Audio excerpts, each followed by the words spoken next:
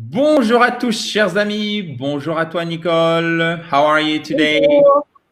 I am fine. How are you? I'm good. Thank you very much. Donc Awesome. aujourd'hui, on vous a préparé un nouvel exercice, chers amis. Donc Nicole va vous poser une question. Le but, c'est que vous compreniez cette question. Donc Nicole, tu peux la répéter 2 ou 3 fois. Et après, je vous ai préparé des réponses possibles à cette question. On va voir si elles sont fausses, si elles sont justes grammaticalement, mais fausses au niveau du sens par rapport à la question. Donc, premièrement, vous allez, écouter la question, essayer de la comprendre. Après, je vais vous la montrer à l'écrit. Je vais vous montrer aussi à l'écrit les questions, les réponses possibles à cette question. Et on va voir ensemble celles qui sont justes et celles qui sont fausses. Le but de cette leçon, c'est d'améliorer votre compréhension orale et de faire de l'anglais de la vie de tous les jours. Pas forcément de l'anglais hyper basique, mais vraiment de l'anglais pratique, selon celui dont vous avez besoin. Donc, c'est parti, chers amis. Mais avant, si vous ne l'avez pas fait, vous devriez, vous abonner à cette Fabulous YouTube channel. Il suffit de cliquer sur le bouton rouge en bas à droite et vous pouvez cliquer aussi sur, ça doit être au-dessus de la tête de Nicole. Vous pouvez récupérer votre kit complet pour vous mettre ou pour vous remettre à l'anglais. Il arrive directement dans votre boîte email et il est parfaitement gratuit. Profitez-en. Donc, Nicole, est-ce que tu peux, s'il te plaît, poser la première question? Bien sûr. How long have you lived in New Mexico? How long have you lived in New Mexico? Donc, vous n'êtes pas obligé de la noter. Le but, c'est de la comprendre. One last time, please. Of course. How long have you lived in New Mexico? Okay, thank you very much. Perfect. So, attention, attention. La question, voici notre question. Hop, attendez, je fais une petite synchronisation et voilà. How long have you lived in New Mexico? Qui veut dire, chers amis, avez-vous trouvé la réponse? Qu'est-ce que ça signifie? Ça signifie depuis combien de temps? Et je vais en profiter pour prendre mon stylo un petit instant, s'il vous plaît. Depuis combien de temps vivez-vous au Nouveau-Mexique? Donc, how long? C'est depuis combien de temps vis-tu au Nouveau-Mexique? Et comme tu vis depuis un moment au Nouveau-Mexique, on ne sait pas quand vous demandez à la personne depuis combien de temps, mais on sait que ça commence dans le passé et ça continue dans le présent. Du coup, qu'est-ce qu'on va utiliser? On va utiliser évidemment un present perfect, OK? Que vous avez ici. L'auxiliaire, il est là, d'accord? Vous avez have et là, vous avez lived, qui est votre participe passé. Comme c'est une question, vous inversez, vous mettez votre sujet au milieu. Donc, Nicole, alors attends, on va demander, toi qui regardes cette vidéo, on va te poser la question. Est-ce que tu penses que cette première réponse est possible? Oui. OK. Est-ce que tu penses, toi qui regardes cette vidéo, que cette deuxième réponse est possible? Qu'est-ce que tu penses de la troisième? Et que penses-tu de celle-ci? OK.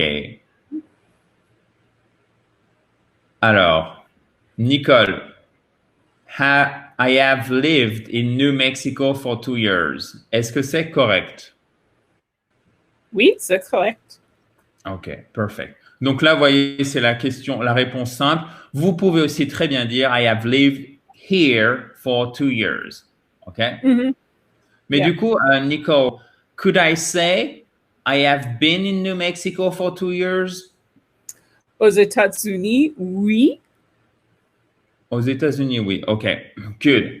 Donc, vous voyez, en fait, si je puis me permettre cette expression familière, il ne faut pas trop se prendre la tête, parfois en anglais. OK, vous avez le verbe to live, habiter ou vivre, ça dépend de la question. Ici, et si vous dites I've been ou I have been, il n'y a aucun souci, d'accord? Ça fonctionne bien.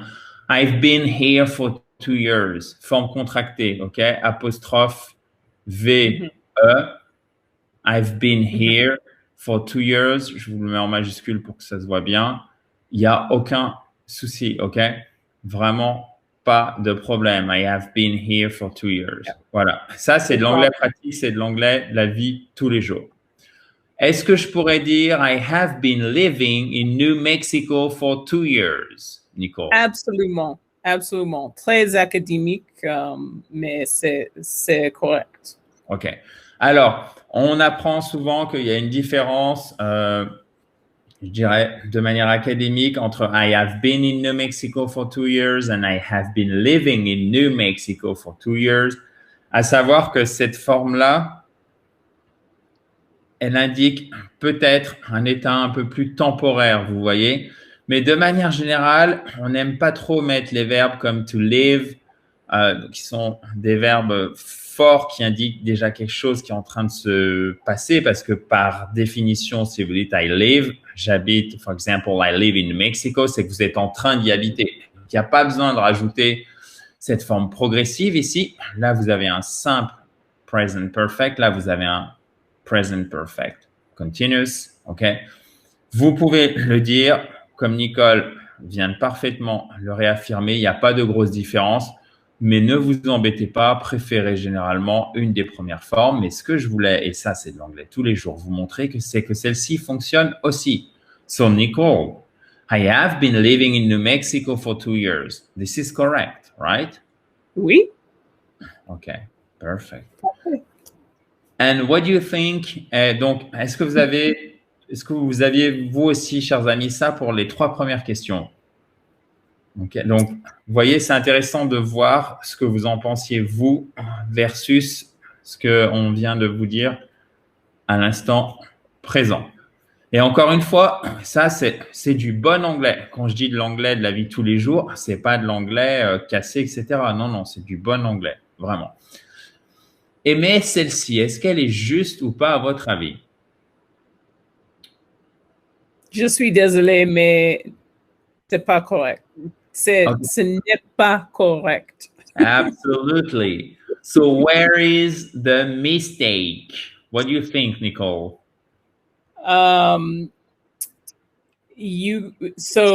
Since you can't use since depuis. You can't use it the same way in English. Absolutely. Since plus a date. For example, I have lived in New Mexico since 85. OK? Donc ça, il n'y aurait pas de souci. Je vis au Nouveau-Mexique depuis, par exemple, 1985. Regardez, je vais vous le noter. I live in New Mexico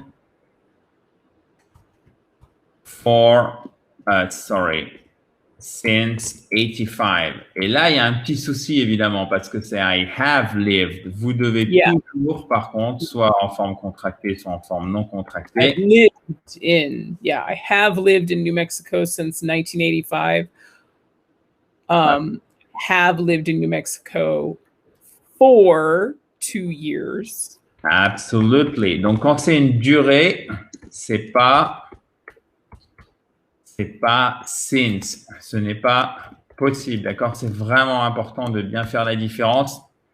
Et on m'a dit hier sur Instagram, mais je vis, on pourrait pas traduire par pour, je vis par exemple au Nouveau-Mexique pour 2 ans. Est-ce qu'on pourrait dire pour pour 2 ans, est-ce qu'on pourrait dire for? Et en fait, il faut faire attention à ce type de traduction littérale où vous avez le pour en anglais. En français, vous voulez traduire par for en anglais. Ça ne marche pas. Il faut vraiment vous mettre dans la tête, par exemple, de Nicole et de vous dire, OK, pour exprimer la durée, c'est quoi? Pour exprimer si c'est une date, qu'est-ce que c'est? Et là, vous prenez l'habitude, l'automatisme for plus durée, since plus la date, OK?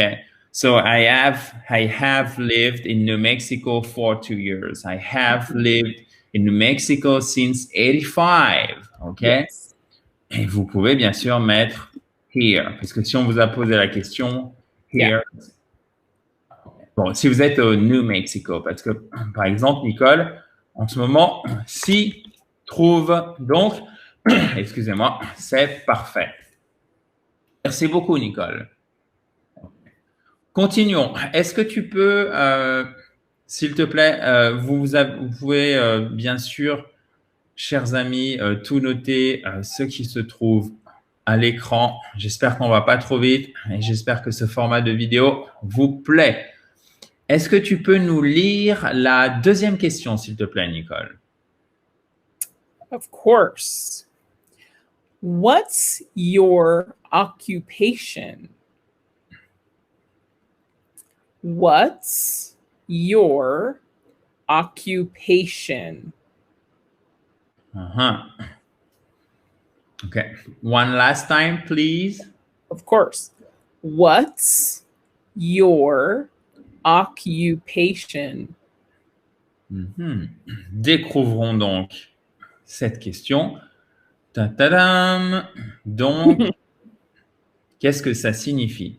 Est-ce que tu connais, pardon, est-ce que tu connais, Nicole, la traduction en français?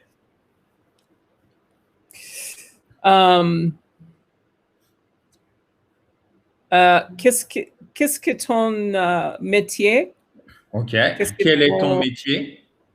Quel est ton métier? Mais de manière générale, qu'est-ce que tu fais dans la vie?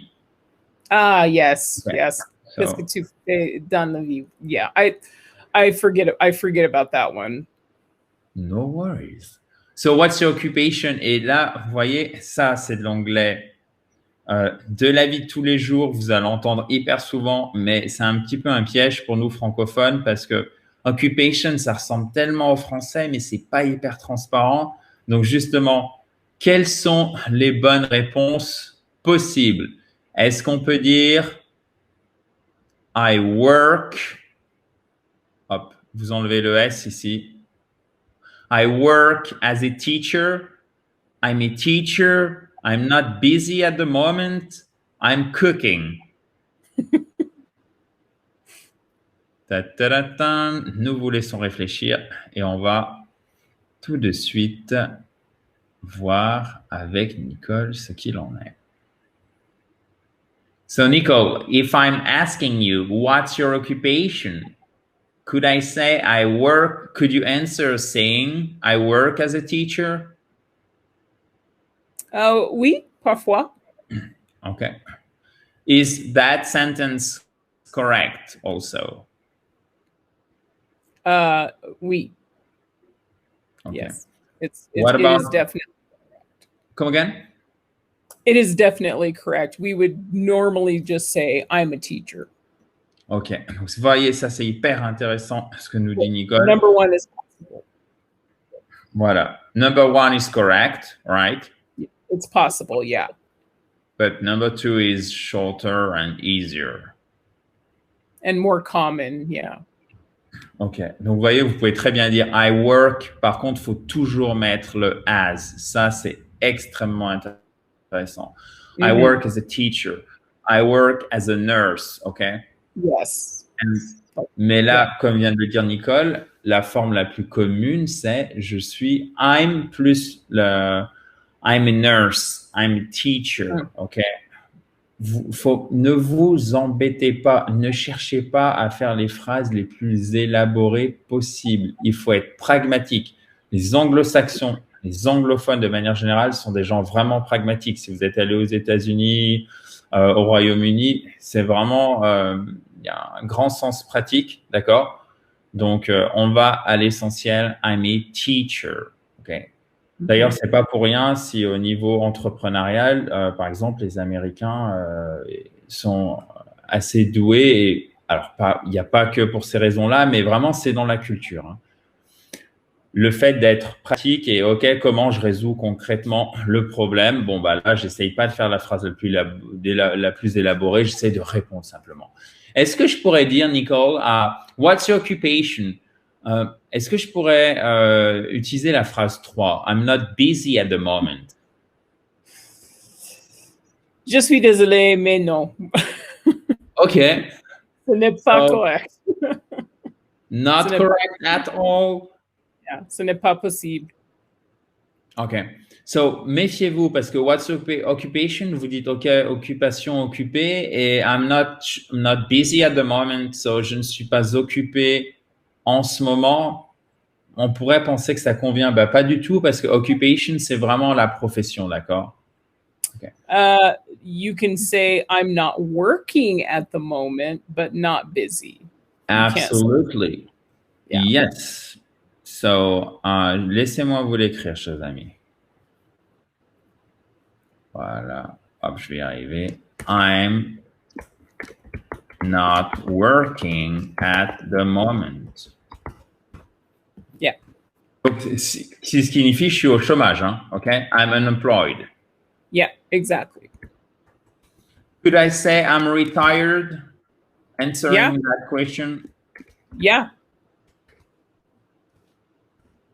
Okay. Donc, je ne travaille pas en ce moment, sous-entendu, je n'ai pas de travail, je suis au chômage. OK? En français, I'm unemployed. C'est vraiment au chômage. Et I'm retired, c'est je suis retraité. Et les Britanniques ont une expression bien spécifique, I'm on the dole. I don't know if you knew that, Nicole. Yeah? Yeah, I did. Okay, sorry. But do you use it in the US too?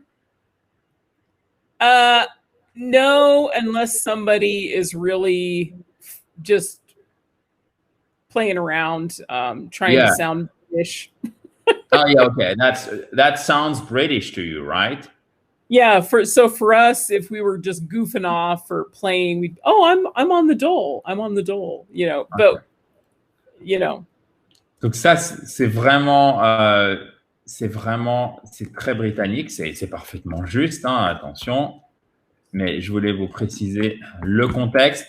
Et c'est de l'anglais aussi vraiment courant. Il n'y a rien de très familier, d'accord? And I'm retired. Je suis non pas retiré, mais je suis pas fatigué non plus, mais je suis tout simplement à la retraite. En fait, c'est retirer des affaires. Voilà, on pourrait le voir comme ça. I'm retired. I'm a retired teacher. I'm a retired doctor, or I'm retired. So. Okay. So I'm a retired. Je vous le mets juste à côté pour être sûr vous le voyez. I'm a retired teacher, doctor. Perfect. Donc, vous voyez là, avec ces deux questions, le but du jeu, c'est vraiment de faire de l'anglais pratique. Donc, d'activer votre compréhension orale, d'activer aussi, OK, est-ce que je peux dire ça? Donc là, on se rapproche le plus possible de ce qu'on peut faire ensemble d'expression orale. D'accord? On va s'arrêter ici pour cette vidéo aujourd'hui parce que je ne veux pas qu'elle soit trop longue, sinon ça fait beaucoup et je veux vous en profiter au maximum, donc vous restiez concentrés. On va juste refaire peut-être un tour, Nicole, sur cette question. Est-ce que tu pourrais nous relire la question, s'il te plaît? Yeah. How long have you lived in New Mexico? OK. Et les trois réponses possibles sont the first correct answer. Should I read it? Yes, please. Oh, sorry. Okay. No worries. I have lived in New Mexico for 2 years. Mm-hmm. I have been in New Mexico for 2 years. I have been living in New Mexico for 2 years. 3 correct answers. Absolutely. And then here we have, what's your occupation? I work as a teacher. I'm a teacher. 2 correct responses. yeah. Et on a oublié I'm cooking, ça ne fonctionne pas non plus. Hein. What's your occupation? I'm cooking. Alors là, on pourrait se dire, ben non, ça fonctionne. Non, non, c'est vraiment la profession. Donc, I'm cooking. No way, okay? And in the United States, sometimes women will also say, I'm a mother. When someone says, what's your occupation? They say, I'm a mother, if they stay at home with their children. So culturally, we see that as a form of occupation too. OK. Donc, ce serait en français, I'm a mother. On pourrait le traduire directement par quelle expression? Chers amis, si vous avez bien compris ce que vient de dire Nicole, je suis mère au foyer. Mm-hmm. So we've got that long expression. Why make it simple when you can like elaborate? You know what I mean? I'm learning that. I know you do. Ben oui, chers amis. Pourquoi on ferait une réponse super courte si on peut faire une réponse plus élaborée? Bon, évidemment, je plaisante, mais vous avez compris ce qu'il en est. Bon, merci à toi, merci Nicole infiniment pour ta présence sur la chaîne. Je suis sûr qu'elle est appréciée au moins d'une majorité d'entre vous et de toi, je l'espère, qui regarde cette vidéo. J'espère que ce nouveau format t'a aussi plu. Si c'est le cas, tu peux mettre un pouce bleu juste ici. T'abonner à la Fabulous YouTube channel if you wanna improve your English. Et bien sûr, récupérer ton kit complet pour te mettre ou te remettre à l'anglais. Si tu ne l'as pas fait, il arrive directement dans ta boîte email. Il est parfaitement gratuit. 37 pages illustrées concrètes. Il suffit de cliquer sur le i en haut à droite pour le récupérer. Thank you, Nicole, again. Thank you so much. Of course. Yes, it was fun. Hope you guys like it. Yep. And thank you to you guys too for watching and improving, I hope, your English. À bientôt dans la joie et la bonne humeur.